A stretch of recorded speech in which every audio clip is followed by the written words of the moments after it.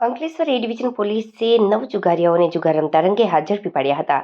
પારસીવાડ ખાતે આવેલ સલીમ શેખના મકાન પાછળ ખુલ્લી જગ્યામાં જુગાર રમાઈ રહ્યો હોવાની બાતમીના આધારે દરોડો પાડ્યા હતા.